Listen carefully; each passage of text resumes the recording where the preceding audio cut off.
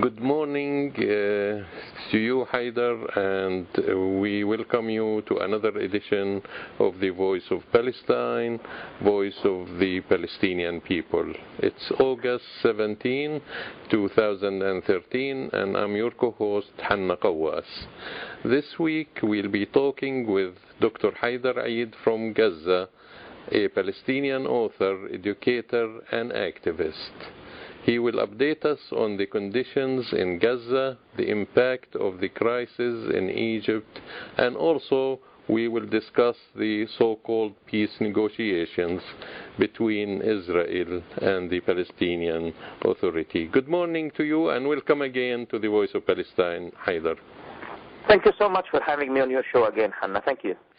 Let's start with Egypt, because the situation is really escalating and there is lots of civilian casualties.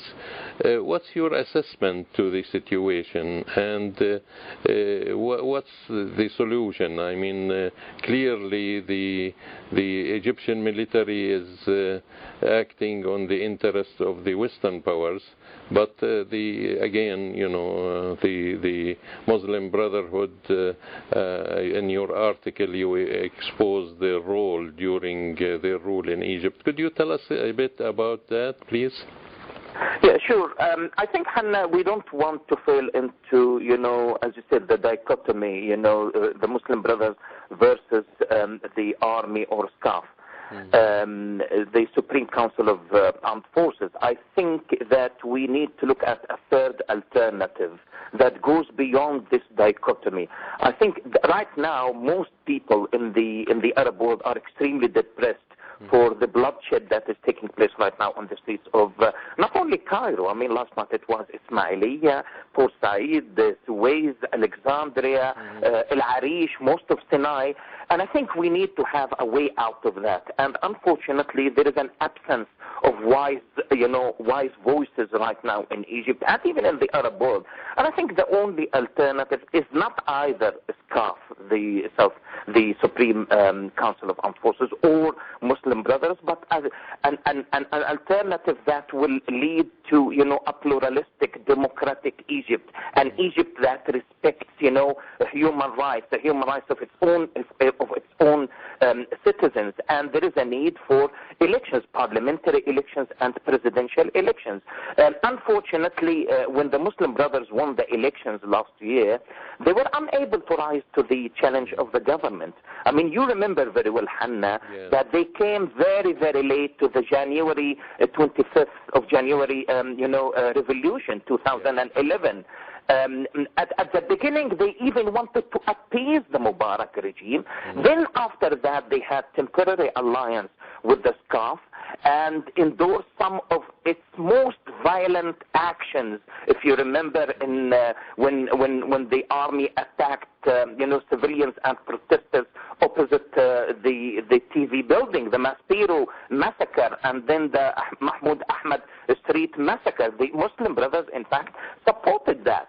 And then, many of those who were peacefully demonstrating, most of them were Egyptian Copts. That was in October 2011. The Muslim Brothers supported the massacring of Egyptian Copts. Then, unfortunately, but also, in Egypt, the Brotherhood failed to make any progress in realizing the demands, the basic demands of the January 25th revolution. And I'm talking about bread, freedom, social justice, and human dignity. And the economy nearly collapsed under the Muslim the rule of the Muslim Brothers.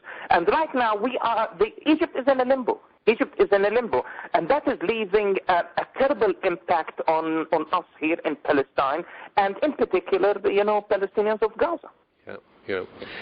I guess I hear they closed totally the border crossing in Rafah. Is it true? That's correct. Yeah, 2 days ago they decided to close it indefinitely. But by the way, I mean, notice that whenever anything happens in Egypt, they closed the Rafah crossing, and of course they destroyed between 80 to 90% of the existing tunnels.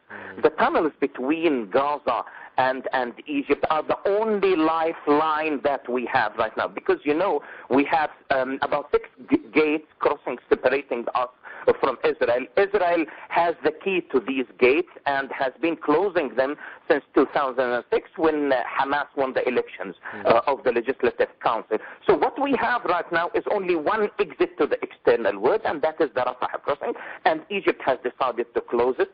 And therefore, the people of Gaza, Palestinians of Gaza, decided to dig tunnels under the border separating Gaza from Egypt in order to bring medicine and milk for our children. And unfortunately, in the last days of Mohammed Morsi, the Egyptian government decided to destroy most of these tunnels. Right now, as far as I know, about 80 to 90% of these tunnels have been destroyed. So right now in Gaza, we have shortages in fuel. We have no petrol whatsoever. We have shortages in milk, in medicine, in food, you name it.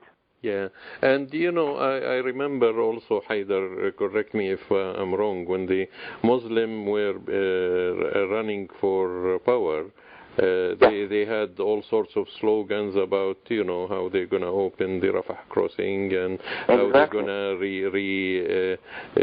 assess the Camp David Accord, etc., etc. And then when he came to power, all that disappeared. Could you tell us a bit, what's... Absolutely. Absolutely. Rightly, I didn't have great hope. Let me be honest with you. But most people here in the Gaza Strip, and especially, the government here in Gaza, had great expectations of change after the downfall of the Mubarak regime. And to tell you the truth, at the beginning, I remember when I was asked what would the fall of the Mubarak regime mean to the Palestinians of Gaza. I said it definitely would mean the end of and the lifting of the siege. We had that kind of hope. But, with the downfall of the Mubarak regime, most people had great expectations of change, including, the permanent opening of the Rafah crossing 24/7 and the free passage of not only people, but people and goods, and thus eliminating the need, for the tunnels connecting Gaza to Egypt. Some of the optimists, including the Hamas government here, further hope that the efforts, for reconciliation between Fatah and Hamas would finally bear fruit, given the fact that the Mubarak regime had been biased towards Fatah. But as I said to you, unfortunately, the Muslim brothers were unable to rise to the challenge of the government internally in Egypt, and they failed to make any progress in realizing and achieving the demands of the revolution. But also, if you remember, the Brotherhood slogan when they were not in power, such as, we shall march to Jerusalem in our millions, and, all their slogans against Israel and the United States disappeared after they came to power. And in fact, excuse me, they adopted a more pragmatic position, which was very, very clear in the very, very friendly letter sent by Morsi to the Israeli President Shimon Peres regarding, the appointment of the new Egyptian president. He even described Shimon Peres as his quote-unquote great and good friend. And he also expressed his desire for, quote-unquote, a strong desire, to develop cordial ties and stronger ties between the two countries, Israel and Egypt. But in the meantime, the blockade against Gaza was tightened and continued. Yeah, and he wished Israel, well, and etc., in that letter, which is really, goes down. Absolutely. I also want to add one point to what you are saying. That Mohammed Morsi then took credit for, if you remember, brokering the siege agreement between the Palestinian resistance movement, Palestinian factions in general, and Israel in December 2012. If you remember that. Yeah.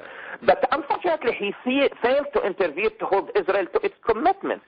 We considered that ceasefire then then we considered it a sort of a victory, because it included then the lifting of the blockade against the Gaza. And what happens right now is that, the fact is that Morsi's Egypt did not stand by Gaza during that short, war, and a ruthless war in which more than 200 Palestinian civilians were killed, but also the blockade continued.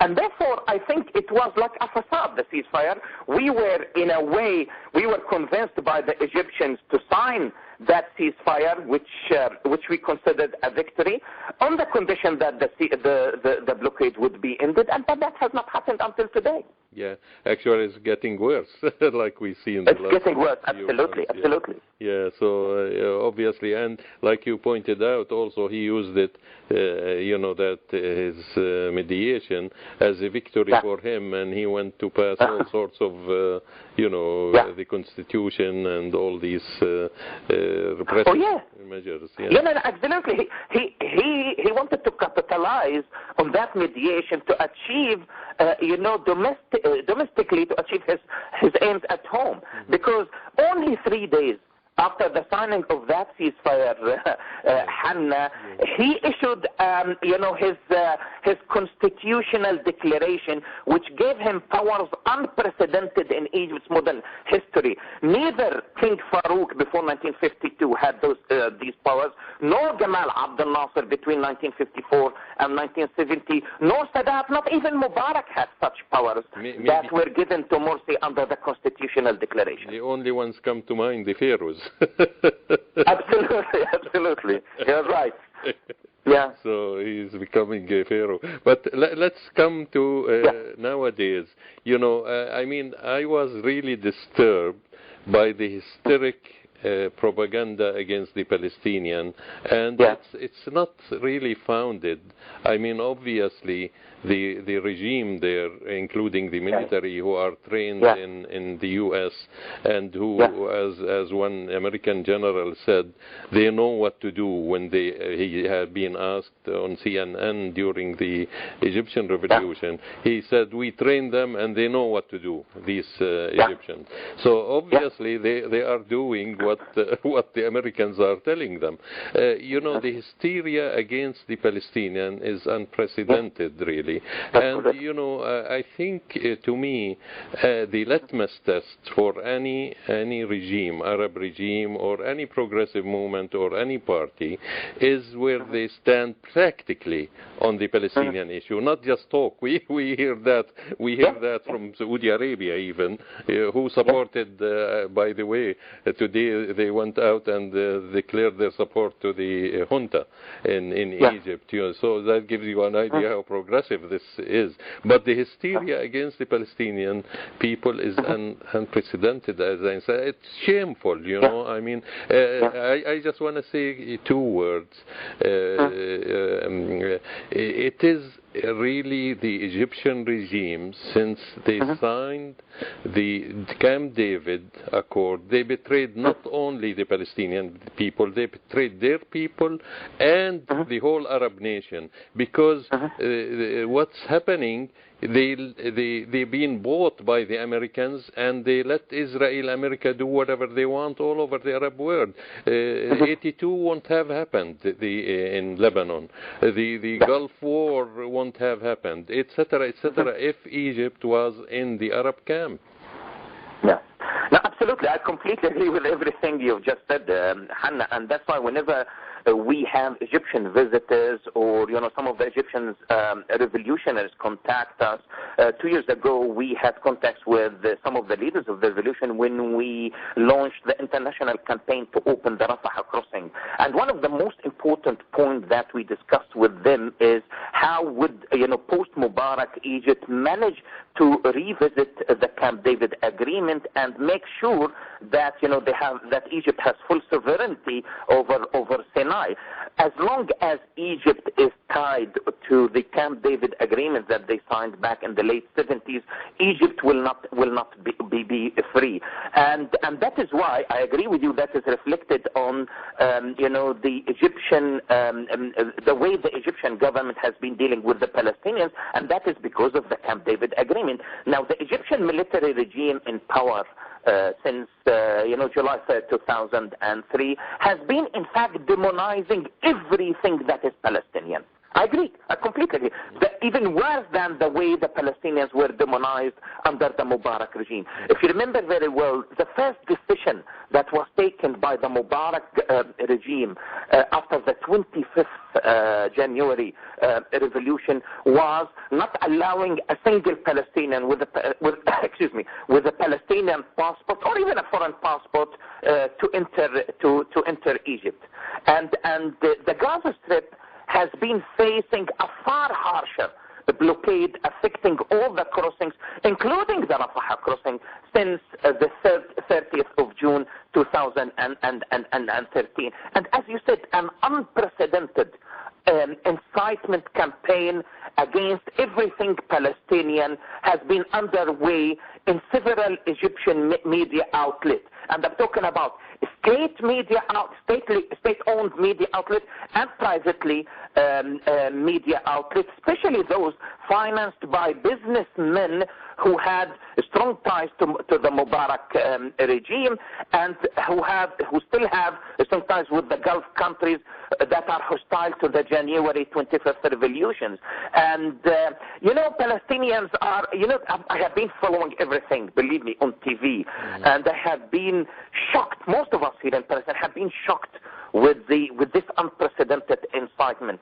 And, some of them accused even Morsi of being of Palestinian origin, for example, accusing Hamas of incitement in the Sinai desert, and they conflate the word Hamas with Gaza and Palestine. So when they start condemning Hamas, they move to and they forget it was Hamas. And I really have doubts of the involvement of Hamas, of anything that is taking place right now in Egypt. I can tell you that there is a consensus in Palestine not to intervene in any internal affair in the Arab world, especially Egypt. I mean, all Palestinian factions know this very well.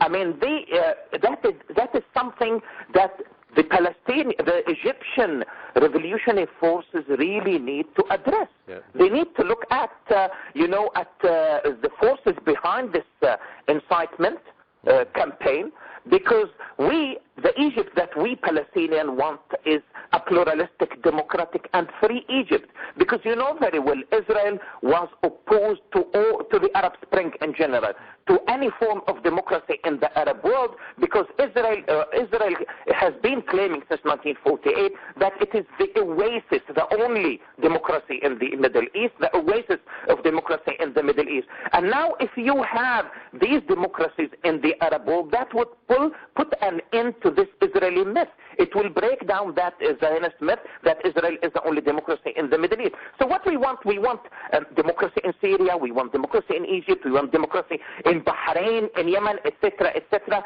and that will be the end of the Zionist enterprise in the Middle East. But unfortunately, we have been the target of the worst incitement campaigns in Egypt since the 30th of June. Yeah, and also Israel forgets to tell the world that they are behind these dictatorships and they are supporting them, from King Hussein to Mubarak to all the other dictatorships. They forget that they are and their masters in Washington who are keeping them in power. If it were for the Arab people, these dictators would have gone a long time ago if they wasn't for the support, military and political support of the Absolutely. If you remember, former Egyptian Foreign Minister Ahmad Fouad Njem was standing next to Tzipi Livni, his Israeli counterpart, when she declared the war on Gaza during her visit to Cairo in 2008. And if you remember, Fouad Njem himself went so far to threaten us Palestinians of the Gaza, our children, to break our legs if we, quote unquote, encroach on Egypt's national security when we breach the border wall with Egypt, seeking to buy, medicine, milk, and necessary supplies from Al-Arish city, and that proves what you have just said about that relationship between Egypt and Israel, and Egypt and the United States of America. Yeah, I think really it's worth noting too that there is voices who are opposing this, incitement inside Egypt against the Palestinians. Could you tell us a bit about that? Yeah, no, of course. That was actually last month.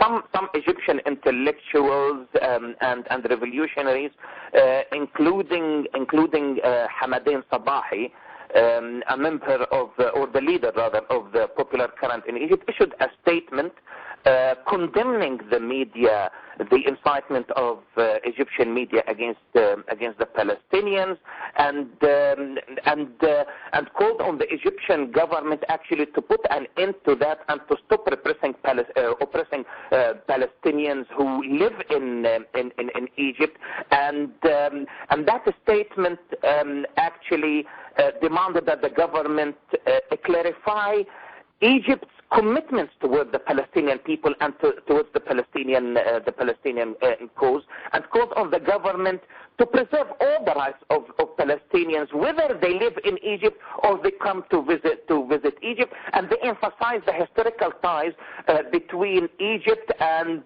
they alluded to the Egyptian blood split on Palestinian soil, defending the Palestinians in 1948 and in 1967, and the blood of the martyrs that followed in 1973, and the support that was given by the Egyptian, the Nasser regime in the 50s and the 60s to the Palestinians. Yeah, so I think the popular sentiment is not really following this incitement that's supported really by Israel. No, absolutely. No, exactly. I mean, there's no question about that, Hannah. We're not talking about, the people. I mean, there's no question that the Egyptian people as a whole remain very passionate and very committed to Palestine and its people. I mean, there is no question whatsoever about that. Most of us, if all of us Palestinians, know this very well. Some of the best of the songs, national songs in Egypt, were about Palestine and for Palestine. You and I know this very well. We know what the nationalist and progressive president of Egypt, Gamal Abdel Nasser, thought about Palestine. He considered Palestine as part of Egypt's national authority, and that is right, rightly so. And we know this very well. But the problem is with, when Sadat took power, followed by Mubarak, and even by Morsi himself, unfortunately, as I said, and as evidence in the letter sent to the Israeli President Shimon Peres. But we know very well, I mean, we ourselves here, the BDS activists and one-state activists in Gaza, had, guests from Egypt visiting us last year as part of the PALFest, Palestinian Festival for Literature. And we had about 50 intellectuals and singers coming from Egypt. The moment their foot, touched the soil of Palestine, they started crying. And you can't imagine the kind of emotions and passion they showed to Palestine and to the Palestinians of Gaza. That goes without question. And it's also mutual, I'd like to add, Haidar, because we really maybe sing for Sheik Imam more than the Egyptian for their freedom and for their, building Egypt, etc. Actually, at the end of the show, we'll dedicate one from Eskenderella, which is really from Sheik Imam, about Egypt, Masri Yabahiyya. So we're going to put it and dedicate it. And I noticed you mentioned lots of in your article some quotes from Sheikh Imam, from Ahmad Fouad Njem, who... That's correct. That's correct. And no, I agree with you. I mean, that is the kind of Egypt we want. I mean, our consciousness, Palestinian consciousness, The content of Palestinian consciousness was affected by, by Egypt so much. And that's why we say what we want an Egypt that is pluralistic, democratic, and free Egypt with full sovereignty over its territory, from the borders with Libya to the borders with Palestine. And that's what I said, as you said in my article. Most of the songs we sing in Palestine are Egyptians. Give me one Palestinian that doesn't know Abdul Halim Hafez, Kulthum, Sheik Imam, as you said, that a Palestinian that is not familiar with the poetry of Ahmad Fouad Njem, Ahmad Shawqi, etc., etc. I completely agree with you, Hannah. I think we wish the Egyptian people every progress, and there is really a small movement. They call themselves the Third Square. I think we wish them all success, because this is the alternative for the Askar, for the military junta, and for the non-secular religious extremism that Morsi tried to put Egypt in. Exactly. We don't want to fall into that dichotomy, Hannah. When people, talk to you, they ask you whether you support Muslim Brothers or the SCAF. And in fact, I don't support neither the Muslim Brothers nor SCAF.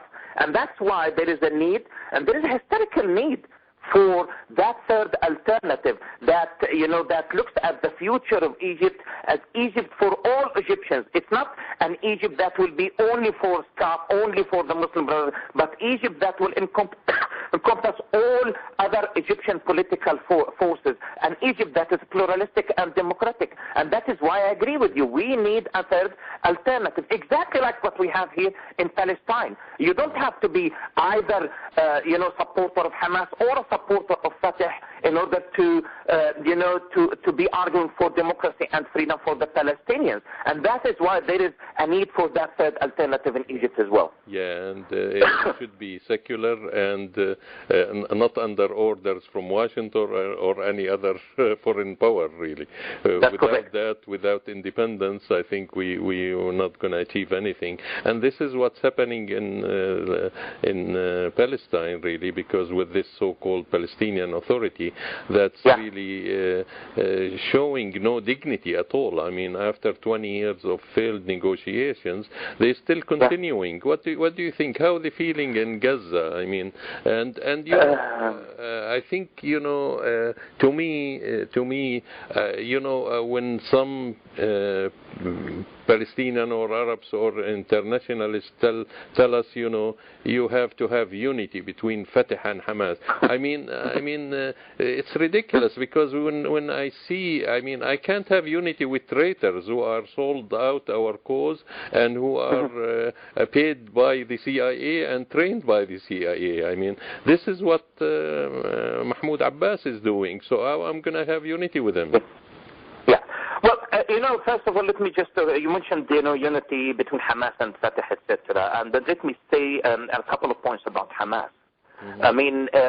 You and I know very well that Hamas has become more isolated with the events taking place right now in Egypt. But before that, if you remember, for a while, it looked like, the Hamas government in Gaza was winning a sort of the favor of Arab countries, the likes of the Egyptian government under the rule of the Muslim Brothers, and the Nahda government in Tunisia. And they thought that they were going to win the favor of these Arab countries at the expense of Mahmoud Abbas and the Palestinian Authority in Ramallah. But the events in Syria and in Egypt, however, have actually hurt Hamas. Because Hamas has lost Iran, as you know, because Hamas took a position against the Syrian regime, and they have lost. And they've been bought by the Qatar money. Absolutely. Hamas has lost Iran. They've lost Syria, and they are losing Qatar right now, by the way, because we don't know what the position of the new Emir is, and they are losing. Most importantly, they've lost Egypt. And they are much, much more isolated. And Hamas is in a limbo right now. Yeah, and unfortunately, more importantly, I hate to interrupt you, sure. Haidar, more importantly, they're losing the Palestinian people too. That's what I was going to say. Yeah. That's what I was going to say. Yeah. That because of all of this, Hannah, of the things that I have just mentioned, they have actually resorted to more oppressive measures against the Palestinians of Gaza. And that's why, yes, I agree with you that they are losing part of the popularity that led to them winning the elections in 2006. But even in 2006, when people went to the polling station, not the Palestinian people, 1/3 of the Palestinian people, that is to say the residents of the Gaza City and the West Bank, because you didn't go to the polling station, Hannah, because you don't live in Palestine. And I didn't go to the polling station out of my own choice. But when most people went to the polling station, they did not vote for Hamas because they supported Hamas, rather because they wanted to vote against the corruption of the Palestinian Authority. They wanted to vote against the the facade, the fiction of the two-state solution that they were, that they had been promised when the Oslo Accords were signed in 1993. And that is what Hamas thought that most Palestinians supported. And now what you have right now, you have two Palestinian authorities. Hannah, you talked about the Palestinian Authority in Ramallah, but unfortunately we have two Palestinian authorities taking oppressive measures against their own people. The people, quote unquote, of course, of the West Bank and the people of the Gaza Strip, thinking that they are the leaders of, the governments of two independent states, forgetting that the Gaza Strip has been transformed into the largest concentration camp on earth after 2006 elections, and the West Bank has been transformed into truncated Bantustans and cantons. And that takes us now to your point about, the peace talks and negotiations. I think most of us in Palestine have come to the conclusion that the so-called peace talks are a convenient tool for, distracting the international public, and public opinion by presenting Israel, as an entity that is willing to make concessions and peace with its Palestinian enemies. Now that is the thing. The only thing that these negotiations are about,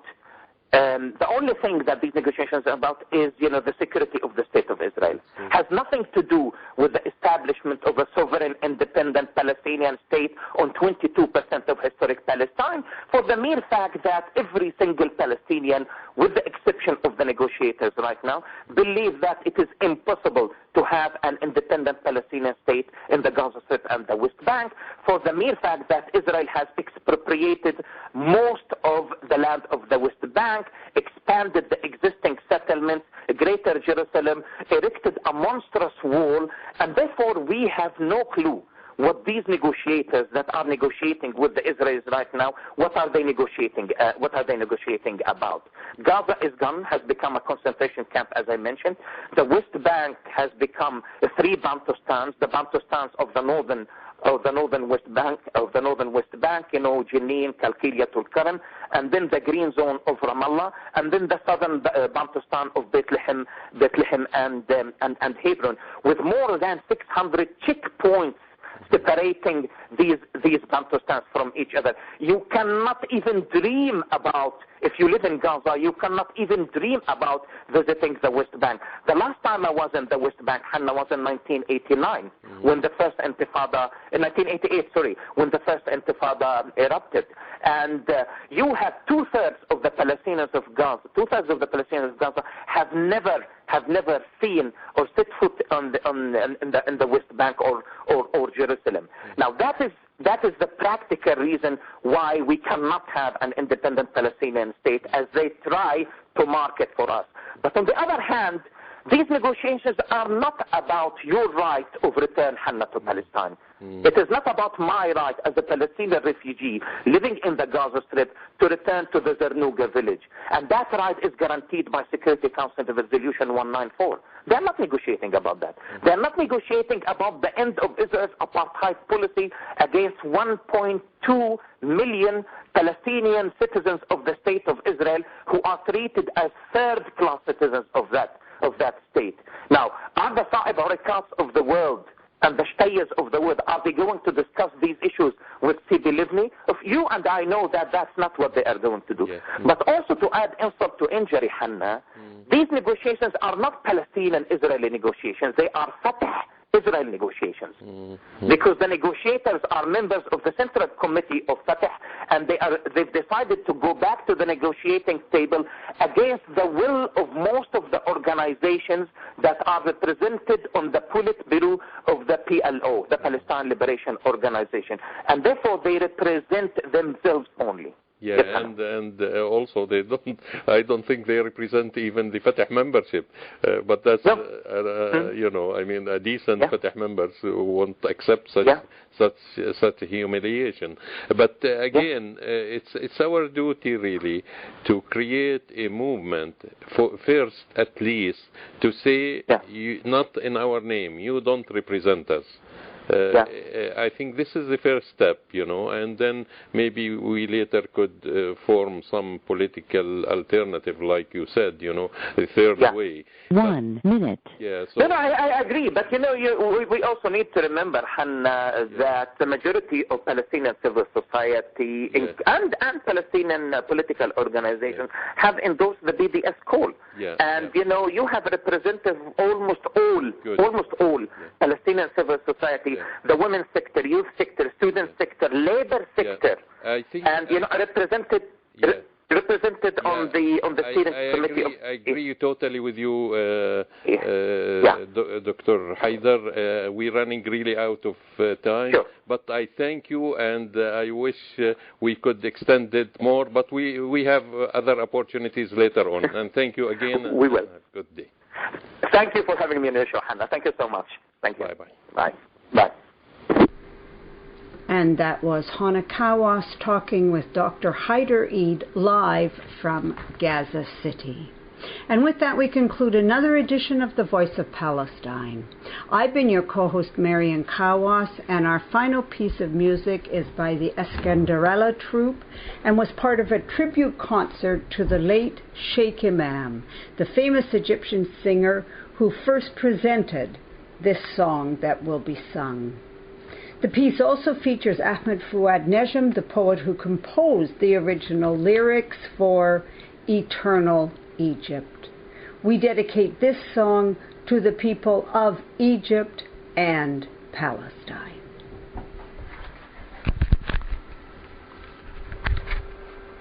We